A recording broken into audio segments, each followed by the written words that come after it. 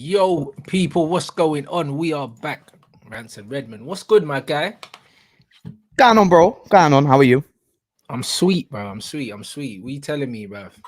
I'm sick, bro. I'm sick. I'm chilling. I've got like a B-Tech setup at the moment because we're chilling and we're trying new things here on JRTV. You know what I'm saying? I'm not a fan of it though. So I don't think I'm gonna stick with it. I think I'm gonna go with something, probably a green screen, something like what you've going on. But we will see. How are you, my friend? Bro, I'm sweet, man. I'm not too bad. I'm not too bad, bro. Man's looking forward. Well, we got 2 weeks to the Premier League season, bro. Jeez. What are you saying about Liverpool's title charge, bro? What are you saying about it? Because I know we're finishing above yous. That's all I know. That like if I can assert anything, is that where we're starting? Okay. Is that where we're starting? Oh my days, bruv. Okay. Say no more. I'm just analysing fundamental truths that I think we've had a better window, and I think we had an off season, and I think there's enough to say that there's more room for improvement than there is for you. And if the best that you've got is third, then I don't fear you. So I'm just letting you know that I believe that we are going to finish above you for a multitude of reasons, by the way. Right, while you reply, my door's just been knocked on, so give me 2 seconds. Yeah, cool. No worries, people. Hey, bro, you see that start? This is what man's doing. Okay. This is what man is doing, bruv. Man, listen, right out the bat, this is what James is doing, innit? This is what he's doing. So, boy, we want to see, innit? We want to see who's Liverpool's backup midfielder. I don't know, bruv. I'll be real, innit? It's one of them, I swear. He said a lot of stuff, innit? He said a lot of stuff. So we need to find out where the logic for that comes in. Do you know what I'm saying? Because he said, yeah, that they've got more things to build on than us, yeah. But considering their manager's like in his 10th season, yeah, and my manager's going into his 2nd season, I don't know, innit? So we're gonna work out. We're gonna work out exactly what he means by you got more to build on. Like, expand on that, please. I'll expand on it. Okay, so basically, you've got to analyse Ten Hag's tenure to this point, right? So when he came in, there was a lot of political issues around Harry Maguire. You also had the situation with Ronaldo, which I think was on dead legs anyway. So now there's the situation we've got to. A rebuild was needed. Now I ask you, I'm going off your premise. So do you think Mason Mount's a good signing? Think he's going to be a good player? And do you think I don't think he's a good signing, no. Okay, and then, of course, we've established Onan as a good player, and we think that stylistically is going to improve the team. Then who else have you signed? We've signed... That's our 2 signings at the moment. Højlund is en route, and then Amrabat should be 4, and then that should be us. And if that is the case, then we've brought in a striker. Do you know what I'm saying? We have Mason coming back. Yes. We have midfield cover for Casemiro that we didn't have previously last season, which we did struggle without. We've also got multiple options pretty much everywhere else around the park. So, yeah, I think there's a lot of improvement that we can do because I think tactically we can improve. We already had a very good defensive record last season, like most clean sheets, etc., etc., etc. We can build on that and become even more defensively formidable. We can improve on scoring goals because we can score more goals. We can improve on our players gelling and being able to carry out the system that the manager's implementing. There's loads of things that we can improve on. We've got way more to improve on than you lot, I would say, because you lot already score goals. So you don't need to improve on that. You need to improve defensively. That's about it. Your manager's been at the club for like closer to a decade than 1 year. Do you know what I mean? So yes, like how much can you really improve on? I personally think that Liverpool have peaked under your manager. He could prove me wrong this season, but I believe that you've peaked. That's right. And that's also a statement that you used previously. And then next thing you know, we were chasing a quadruple. So I understand what you're saying. But this is what I mean is that there's, of course, an overall picture. And if you want to look at the overall thing as one chapter, that's fine. But then if you also want to look at it as a chapter by chapter, there's periods where we've gone up. And it's just a trajectory basis where I think we've seen big names either be finished or not quite being brought in as soon as we should have. Gakpo and Diaz is usually ones I like to reference. And I think once we have got a stabilised team, which last season I think we can establish we didn't. We had a lot of players who were slightly older. 2 of them are now going. Now the rebuild's fully underway. And our midfield, which is the most... Can we both agree that a midfield is the most important part of any pitch? Yes.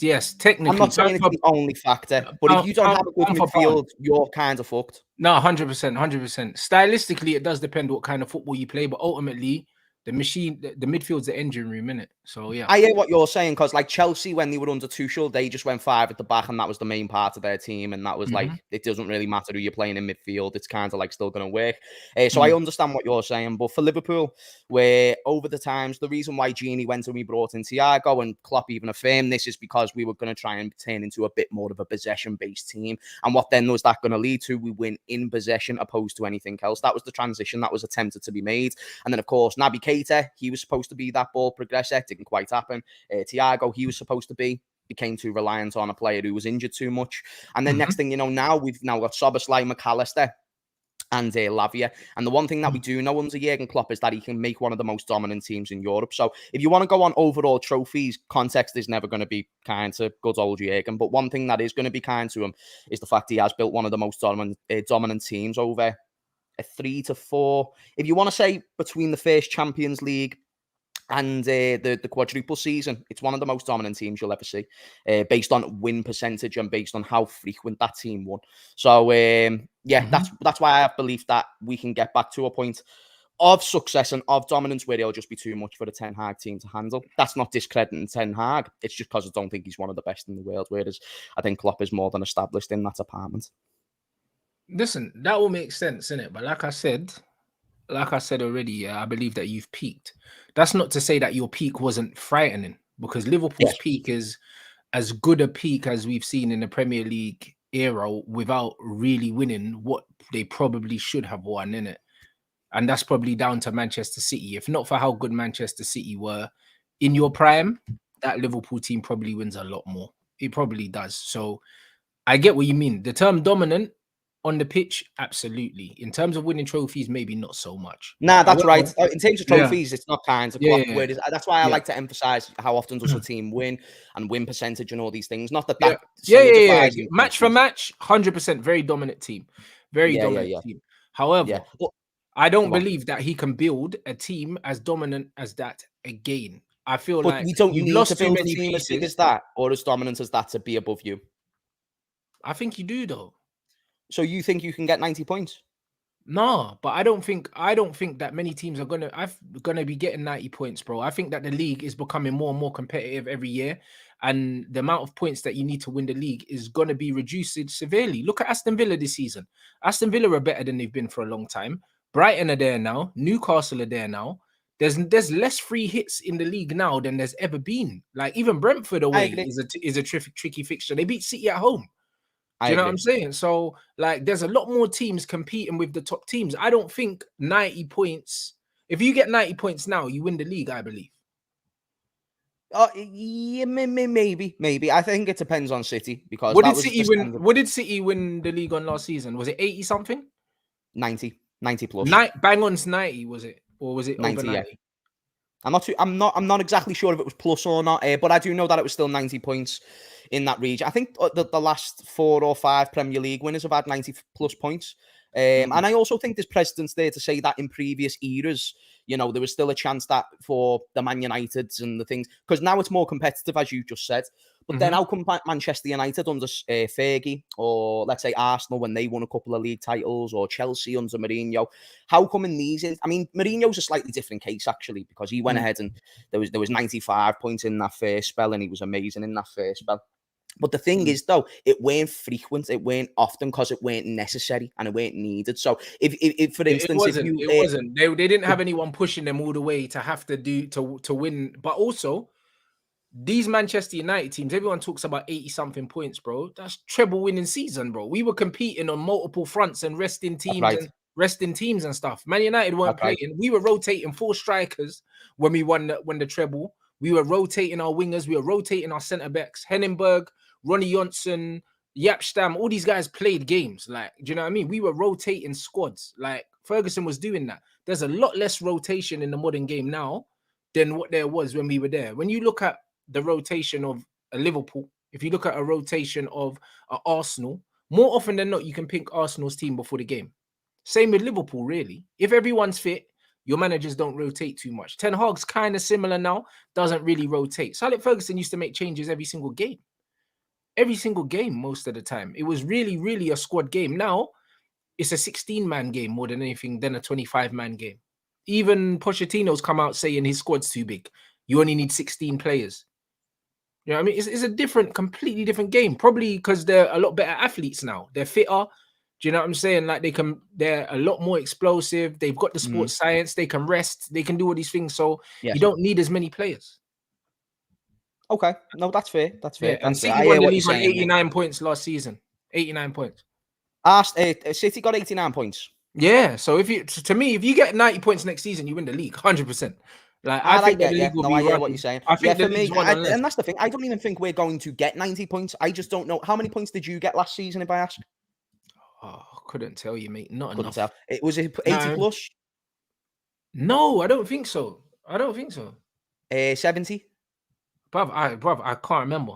I honestly Chat, that'd can't be remember. amazing if you could give us some assistance. Only reason why Yeah, I go ask ahead. is because you know you We got analyze the 75. gap. We got 75 points, yeah, and we scored, Yes. I think, 15 less goals than you guys, and still finished above you because our defense was that much better than yours. So what I'm Yes. saying is, yeah, for argument's sake, if we score 15 more goals this season, yeah, Yes. the way we defended, and you score maybe 10 more than last season, because Yes. of how good we are structurally and defensively, we'll probably still finish above you anyway. Do you But understand? then if we concede less goals, it's just like a like-for-like argument. If we it's concede true, less but goals. you haven't improved defensively.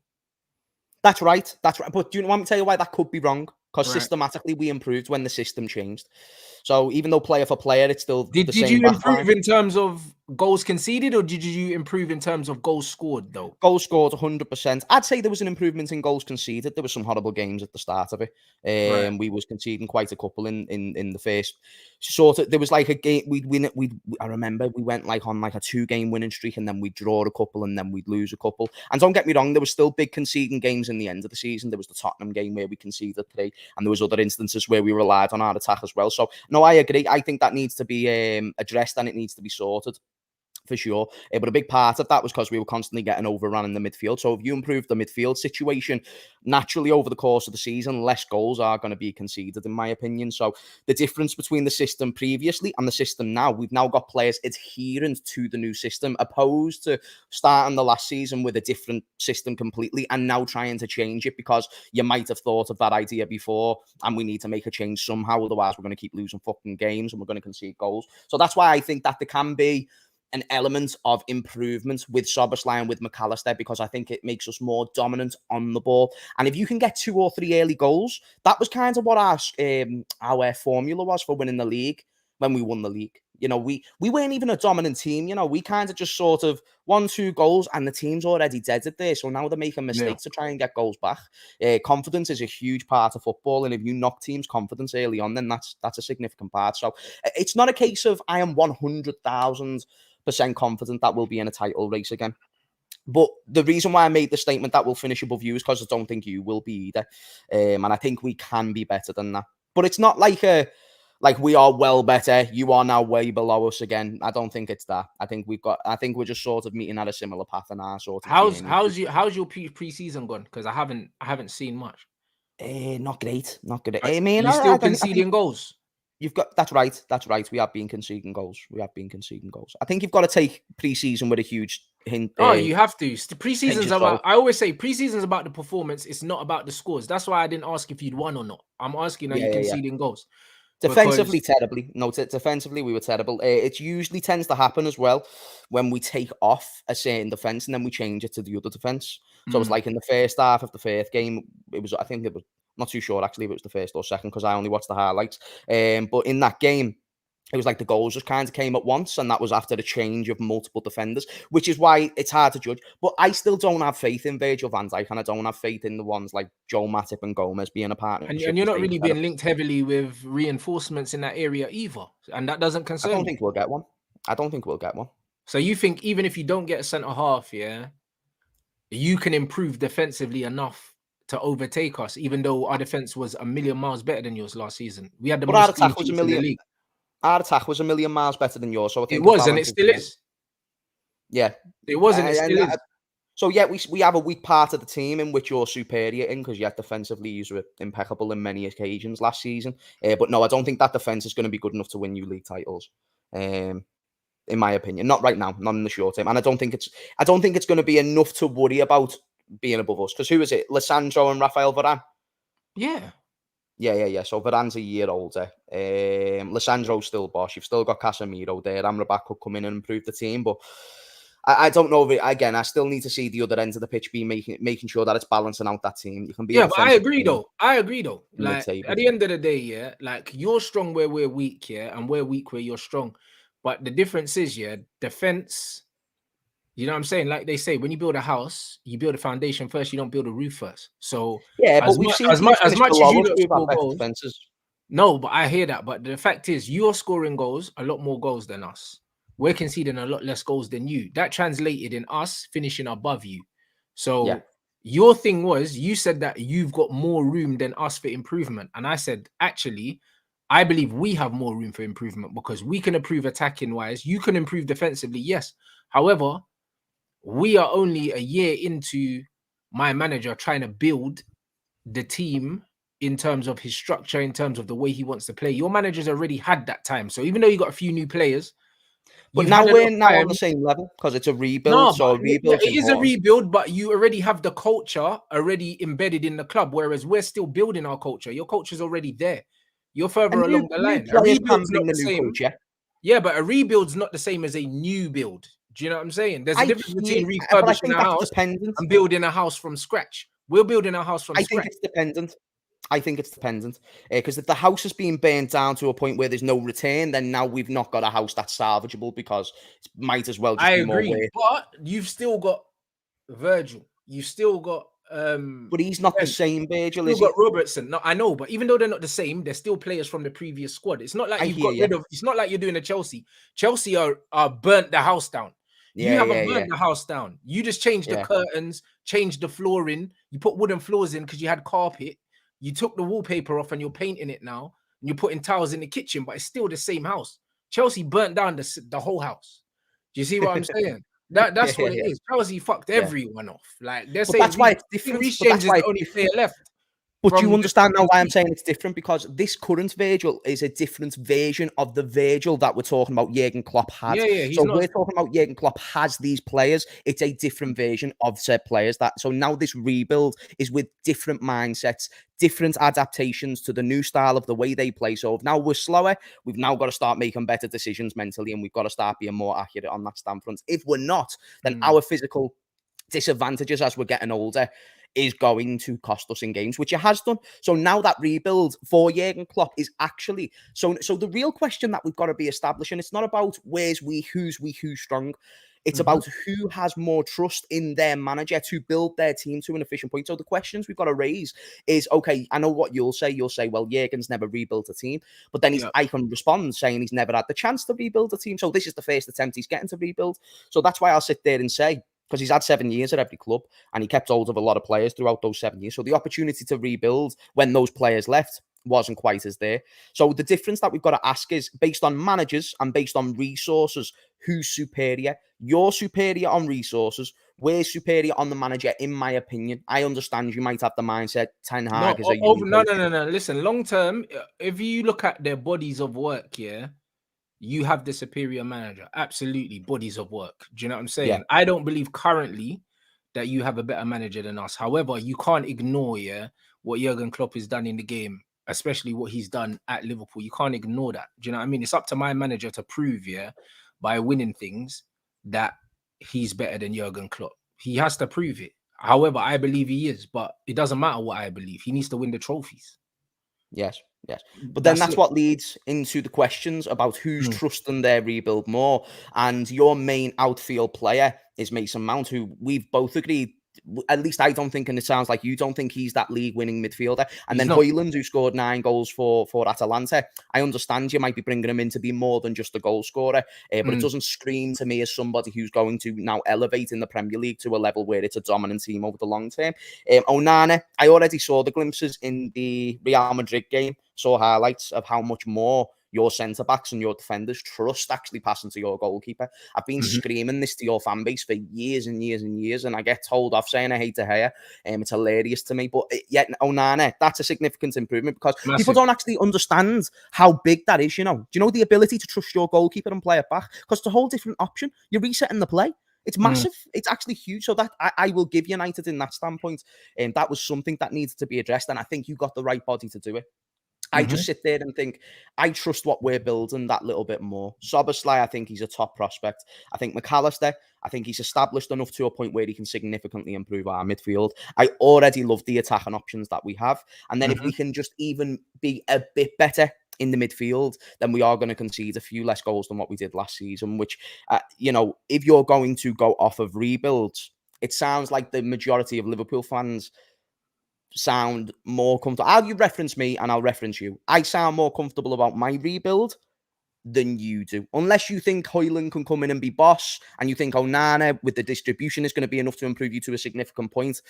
Otherwise, I think I'm more confident in my rebuild than yours. No, but you should be. But your confidence is based on the past, innit? Like my uncertainty is based on the present. Do you know what I'm saying? So you're confident in your manager because you know what he has done before. It's not based off last season. Your confidence isn't from last season because you were shit last season. Your confidence is from what your manager's done before that. I don't have that because my manager's only been here one season and he won a trophy, got to 2 finals and finished in the top 3. So I do have confidence in the manager. However, he's got a lot more to do. Like your manager already has the culture he's already built at the club. He's got the trust of all the players. A lot of the players he's known for multiple years and they've been a part of the journey of winning. And he's just had to bring in 2 or 3 different bodies. His job isn't the same job as my manager. My manager's job is to change the culture at the club, which he did. Ronaldo gone, like he said. Maguire stripped to the captaincy. He'll be gone soon. Loads of different things have had to change. New contracts have been come. New goalkeeper who was there since Sir Alex Ferguson. It's a much bigger job than what your manager's done. So that's why, like when you said you've got bigger room for improvement, I disagree. I think because we've had so much rebuilding to do, there's so much potential for growth within our team. Whereas I don't think that you guys have as big a potential to grow because you've had less obstacles. You've had less building to do. So because you're here and you want to get back here, we're here and we want to get here. So I believe there's a lot more room for growth. That's why I think we have more room to grow than you. That's my logic. Do you know what I'm saying? No, I hear what you're saying. The thing that I was more talking about was the fact that we finished below you. So I feel like even if we just got to the same point, but that was a false position. Like we know, both teams underperformed last season. Obviously, we did what we had to do and we finished. On paper, it looks good, but there are loads of games that we should have won that we didn't win last season. We know that. We know that we massively underachieved when it came to scoring goals. Like we were the lowest scoring in goal scoring department. Yes. We were the lowest scoring team in the top 6. However, I think we had the 3rd best defensive record in the league and the most clean sheets. So when you look at that, we did some good things as well.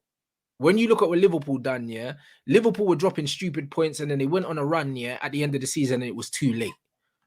Everyone knows that. Everyone knows Liverpool didn't do what they were supposed to do, but neither did we. And that being said, we still finished above you. So it's one of them things where I've said it. No, but I've said I think you're the team to watch this season. So you're not speaking to someone that don't believe in Liverpool. Yeah. Now, I think you're the team to watch this season, bro. I think you are because you've already got the guns up front, bro. And the thing is, in football, it's like it doesn't matter. Clean sheets are not important. It's who won the game. You can win every game 5-3, win the title. Who cares? Yeah. Do you understand what I'm saying? 13-14 was a prime example when we had Luis Suarez, Daniel Sturridge, Raheem Sterling, and then we had friggin' Skrtel and an injured Daniel Agger at the back. But the problem for Liverpool becomes when you're already weak defense gets injuries.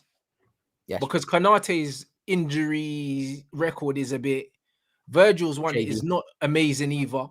Do you know what I mean? What happens when you're playing? Sorry, I forgot their name. Your academy lads that play centre back. Now Phillips. Yeah, when you have to go back to playing Phillips and also someone new this time because Phillips might be going. Shit. And what's his name? The other centre back, the German guy. He's also got a bad injury record. Are you know about Gomez? Nah, the German. Oh, sorry, Matip, another one with a shaky injury record. Gomez, again, not the best injury record as well. Like that's got to be a concern for you. Like, oh no, we're fingered, lad. I'm not trying to I'm not trying to say that I'm not scared. I'm terrified of that. That's a very So you terrifying think that prospect. you can outshoot your bad defense, even though you didn't do it last season? Yes. See, this is where I'm inclined to disagree. I feel like it's going to be close between us again, bruv, because of that. Your defense is going to be what brings you down. Our attack is what's going to be what brings us down. Nah, but I just think it's completely different, though. I think context includes now that, okay, we had injuries at the start of last season. We've now got more attackers now than what we did well, maybe not more, but certainly better ones or more better options than what we did at the start of last season. So if we're going to have that from get-go, because someone even mentioned in the chat how I said to you in one of the previous shows that we always waited too late. So we got Diaz too late and we got Gakpo too late.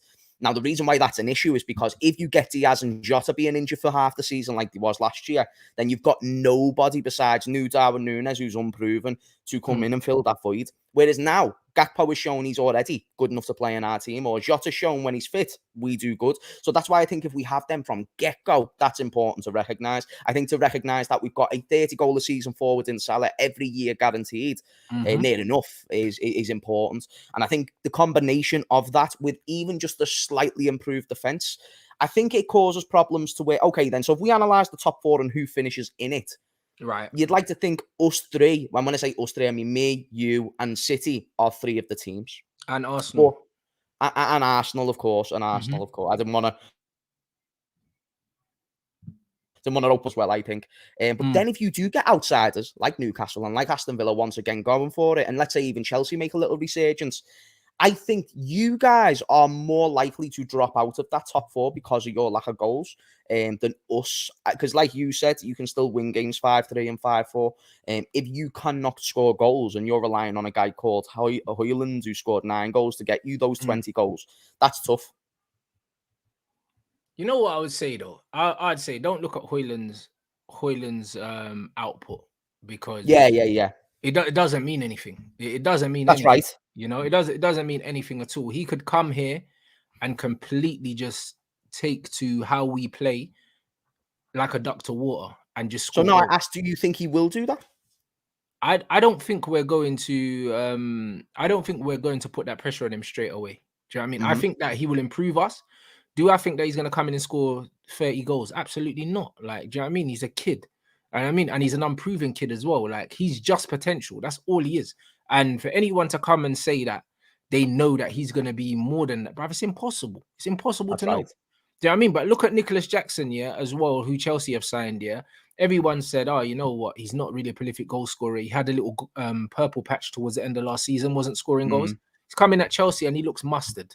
Different team, better players around him, a system that probably suits better how he plays. And this guy looks like he can score loads of goals. Do you know what I mean? And no, that's right. Oh, listen, it's important to notice like the importance of how a manager can elevate a striker, not by elevating the attributes, but by putting them into the right system. That's why Salah became from an 18-goal a season forward at Roma to 30 to 40 goals. And it's not because Salah improved dramatically and became one of the best players in the world. It's because it was adhering to his system. So I agree. And I certainly don't want to make it sound like I'm dissing Højlund because of his goals. I think that'd be an amateur argument from me. And you know my thing with Núñez. He scored 35 goals before he joins us, and I still weren't on board with that. So I hear what you're saying, and I say, and the most important thing for a player like Højlund, it's kind of the case of, because I know you get a lot of shit for Martial, but I think Martial playing elevates the goals of the all-round attack. Does that make sense?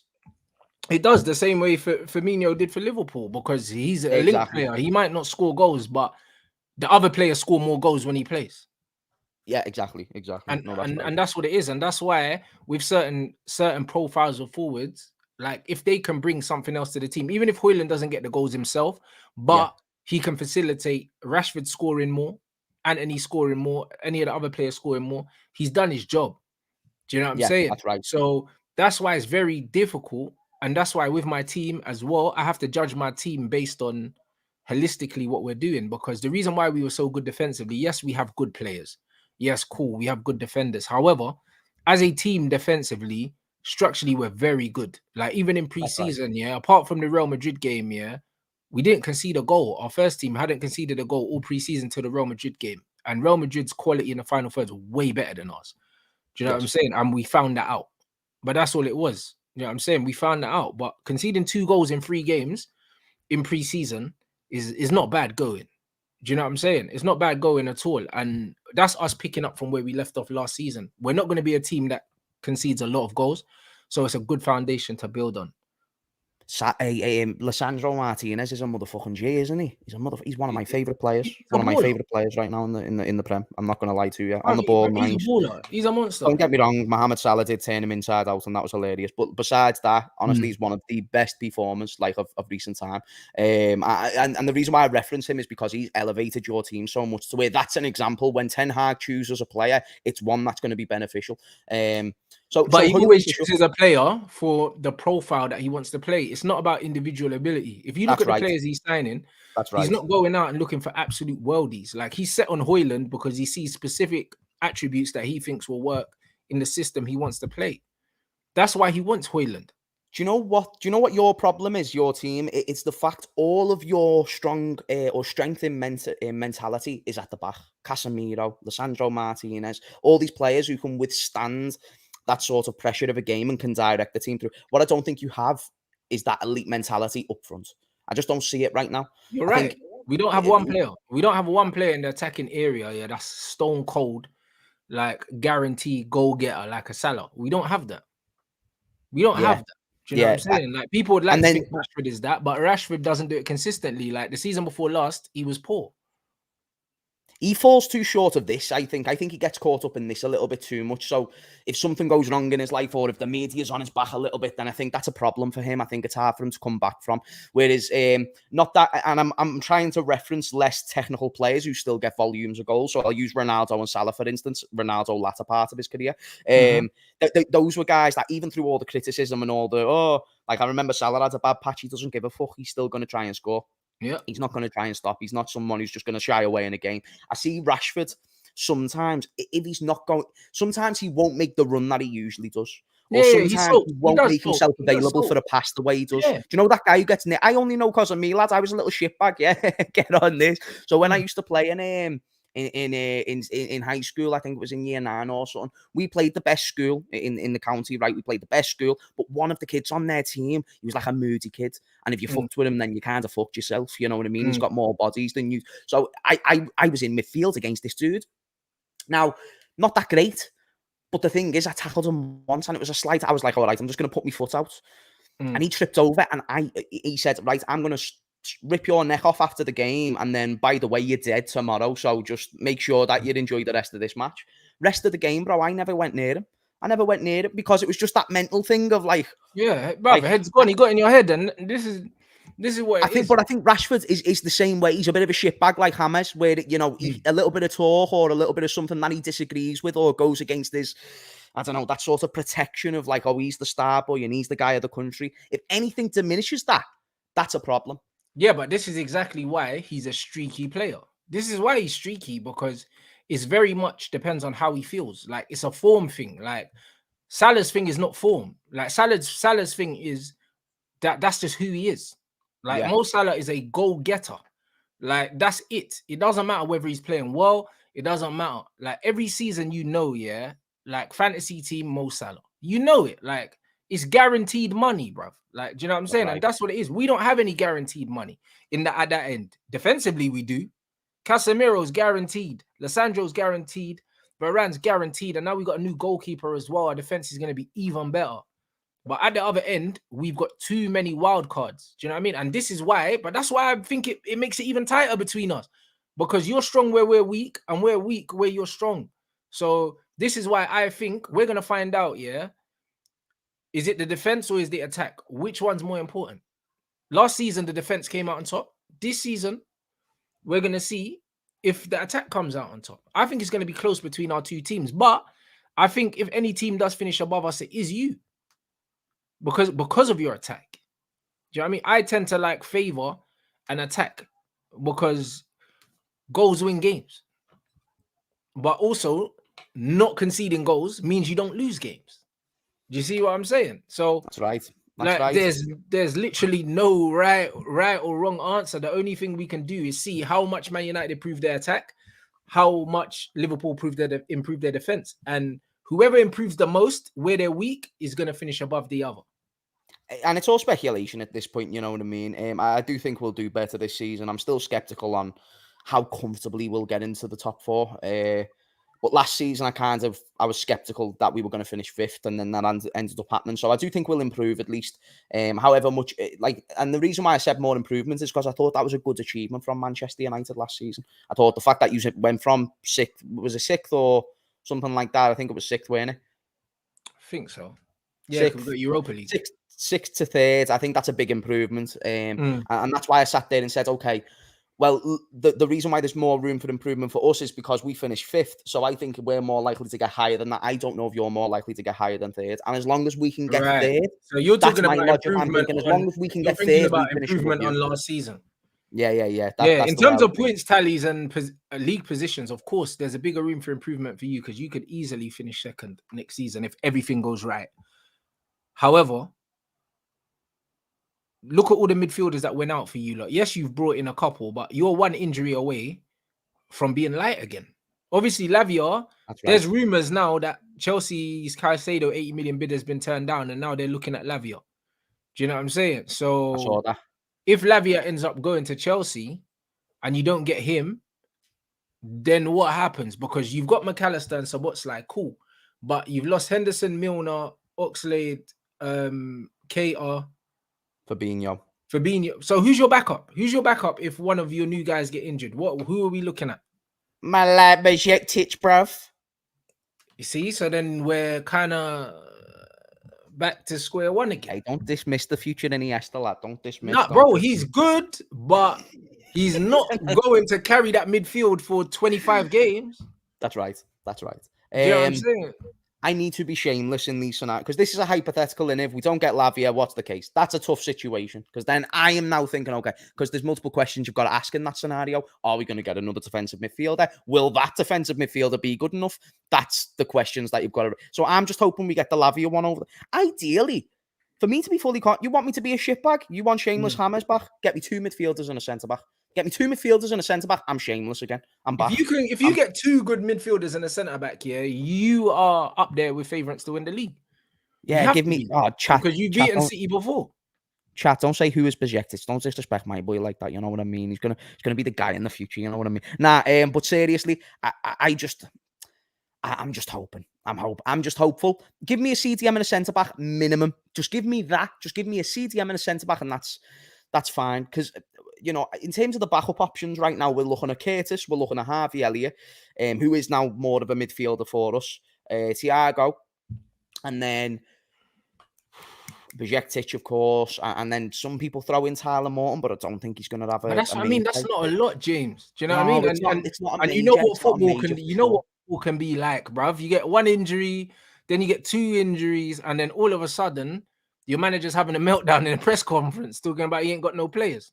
And that's why we needed. I think 2 more sensible. I think 1 more is necessary, and anything less than 1 more is just a fucking abomination. Because now we're just going into a season with no cover for the centre backs, and that is a bastard thing. If you're not even going to cover the shit centre backs we've got, that's a problem. So not only have they gone shitter, you've now not even accommodated their shitness.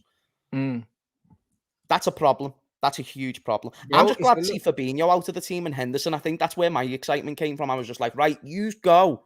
Let's embrace change. Let's get rid of these granddads. And that's with respect. People think, oh, you're so disrespectful. Oh, come on. He's getting money. I'm talking about these players leaving. I'm happy they're getting money. But they're done. You know what I mean? The same way I wouldn't take Steven Gerrard back or Kenny Dalglish back is the same way I didn't want them to play next season because they are not league-winning midfielders. So therefore, we're not going to talk about what they was. We need to talk about what they are and respect that. So that's why now I'm happy that they're gone. But then you've got to raise, well, we've still got FSG, the snipe bastards, who just might have to wait until January. That'd be so shit. But this is what I'm saying, and that's why when you look at all the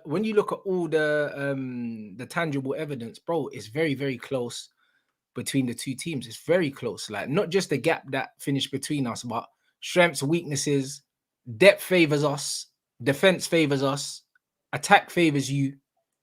Do you know what I'm saying? Like, does depth favor you? I don't rate your depth like that. I don't rate all of your 11 like that, so I can't rate your depth that much. You're at 11. So depth, depth in terms of centre back depth, in terms of midfield depth, in attacking depth you win, but midfield depth we win, defensive depth we win also, and that's 2/3 of the team. Explain that midfield depth to me, G. Midfield depth. Assuming you get LAVIA, assuming you get him, and assuming you Yeah, get we've run through ours. We know what ours is. What's right, yours? cool. So we've got LAVIA and Casemiro. Yes. That can play in the 6.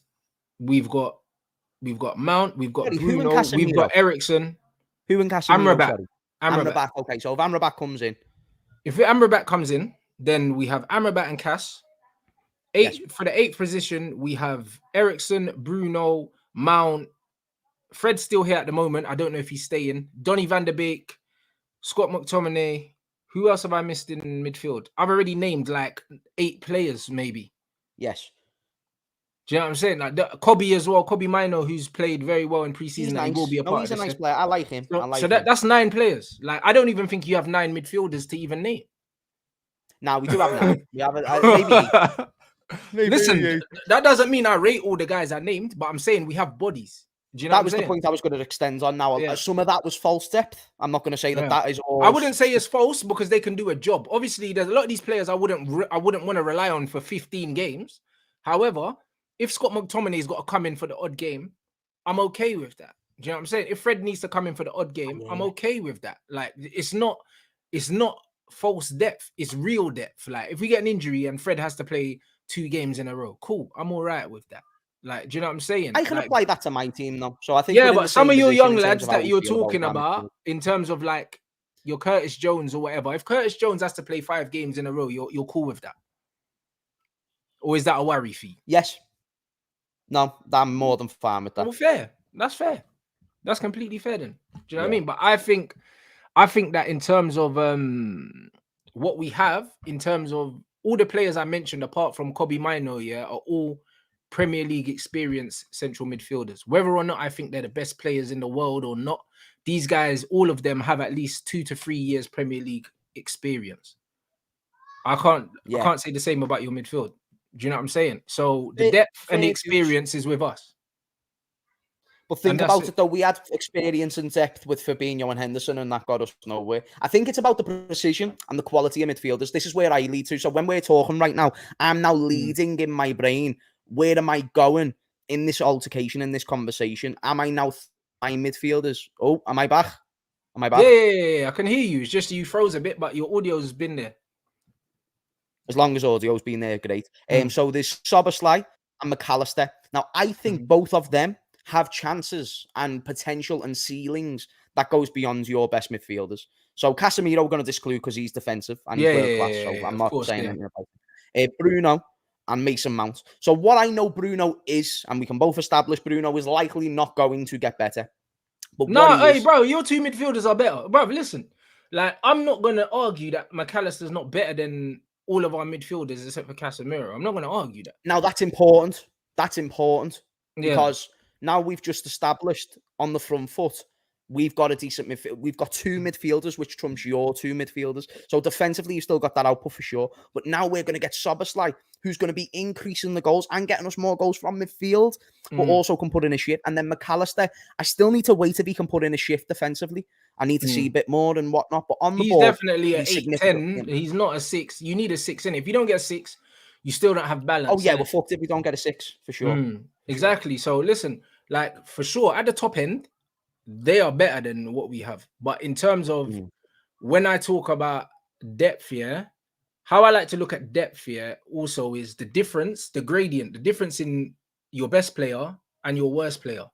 In midfield, our gap's a lot smaller. So even though your player, like McAllister, is better than our players, the gap between McTominay, between Fred, between Mount, between whatever, it's not a massive gap. So the downgrades, like the downgrade's not massive because none of them are amazing. Do you know what I'm saying? Yeah. Our problem last season was when Casemiro got injured, the gap between Casemiro and anyone else in the 6 was so big that it ruined the whole team. Do you know what I mean? If we get Amrabat in, it means the gap between Casemiro and Amrabat, it's like we can still play our game. Like the drop-off's not that big. Like when you look at most teams, like if you look at, for instance, Arsenal, if they get an injury at centre back, and then all of a sudden you're going to Holding at centre back instead of it's different. Instead of Saliba, the drop off is so big, you feel it more. Do you know what I'm saying? It was like that with us and Thiago. So it goes from Thiago you're relying on to play, and if he plays, he's way better than everyone else. Because people have this misconception he's a complete flop. Whether you want to say he is or he isn't, he's still been our best midfielder in the time he's been here. Like I feel like that's got to be established. Like he's still been our best midfielder since he's been going into this season before Sobbo and McAllister. I'd still even argue now with those two, he's our best midfielder. That's important because now when we lead into an FA Cup game 2 seasons ago and he's injured, that's a problem. That's a concern. That's a huge worry. And like you say, it's the drop off because now we're going from relying on a world class Thiago, who you probably expect him to do a few jobs just himself, to now coming and bringing in whoever else. But the reason why I think we've solved a bit more of that issue this year, based on the very point you've just made, I'm now thinking, okay, because you're using if we got Amrabat, so I'm going to use that with Lavia. If we get Lavia, it's going from Lavia to Bajcetic, 2 quite young, 2 unproven, but good ball progressors. Similar profile. Exactly. So then the players in front, we're now talking about Szoboszlai and McAllister, and then behind those is Curtis Jones and Thiago. Now, I know people have questions on Curtis. I think he's came into his own a little bit. I think there's talent there. And if given a chance, then he'll do well. You've obviously got Harvey, but I won't even mention him. But that drop-off now, in my opinion, is less. And if anything, I think it's beneficial to have those players. So whether it's Sobbo to Curtis or McAllister to Curtis or Thiago, and I think that drop-off now is smaller. It's more enhanced. And I think overall, based on what you've even just said, I think that'll help us. So even though I might not trust Lavia and Bajcetic is the only 2 options, if they are still close in quality, then I suppose that stands with us as well, which is good. No, 100%. That's what I mean, bruv. It's going to be mad interesting. Do you know what I'm saying? It's going to be mad interesting because, like, all the business that we do in the final days, it's going to determine. It's going to determine who's looking good in it. Obviously, like I said, preseason wise, I haven't seen a lot of what you've been doing, so I don't know shape wise what you're doing. Someone said Trent in the 6 or something, like question marks. Do you think that he's going to be utilized further forward this season? And if so, who's your right back? Now, this is an interesting conversation. So let me establish we're not getting a right back. Okay, that's the first thing I'm getting out there. So I need the chat to go along with me here because we're not getting a right back. Liverpool fans and neutrals, Liverpool aren't getting a right back. Now, what does that mean? Trent is now our only established right back. And in pre-season, he's played every single game in the number 6. Only 2 games, but still 2 So who's played right back in those games? Connor Bradley. Now, Connor Bradley, to give you a bit of context on him, he's someone who's came through our academy. He's Northern Irish, and he went out on loan to Bolton last season. And at Bolton, he won the Papa John's Trophy, and I think they lost in the semi-finals of the playoffs. But either way, he was a great right back, attacking fullback, scored loads of goals. Now, we know the problem there is that's League One. This is the Premier League. So the way I see it, as I didn't realise Trent was going to be played in the 6 this soon. So now I'm intrigued if he's going to be the new permanent 6, and then that's why we're bringing in Lavia for time to grow, as he's also good on the ball, so maybe we might be trying to do something there. But Trent coming into the 6 now means Connor Bradley's the right back, and then Joe Gomez is now the backup right back. So what you're asking or what you're relying on is Connor Bradley to be good enough right now, and then you're relying on Joe Gomez, who's completely stylistically different to both right backs we already have, to then be the backup. So now if Connor Bradley's injured, now you've got to go and put Dingo there. Maybe you can revert to Trent back at right back. So that's a complicated situation too. That's why the defense overall is a bit BS, because now we're relying on Joe Gomez to be a centre back and a backup right back if you exercise the option of Trent in number 6. So you asked me the question, will Trent play the 6? There's a reason why I've just gone into that monologue and tried to break it down, because I don't know what happens at right back if we do exercise it. So my prediction is, in possession, we will we'll revert to Trent being the inverted right back, and then maybe out of possession we go 3 at the back. Otherwise, I'm not sure. I really don't know if he's going to play in the number 6 or not. But that's the thing, because it's like you look at his qualities, but then you think, cool, if we move him into midfield, that might be a net negative for the team because we don't have sufficient cover for him at right back. So what do? Move him to make him happy to the detriment of the team, or do you leave him at right back and maybe he wants to play in midfield? that's another conundrum that your manager has to work out, and he needs to work it out soon, because your That's manager why I'm had a thinking. similar conundrum with Nunes. He didn't work it out in time. You missed out. Do you know what I'm saying? Like, he has to work out what he's going to do with Trent early doors and commit to it. And then if he does, he's not going to get a right back. So because he's not going to get a right back, now he's got another conundrum. Now he's got to work out what he's going to do with that.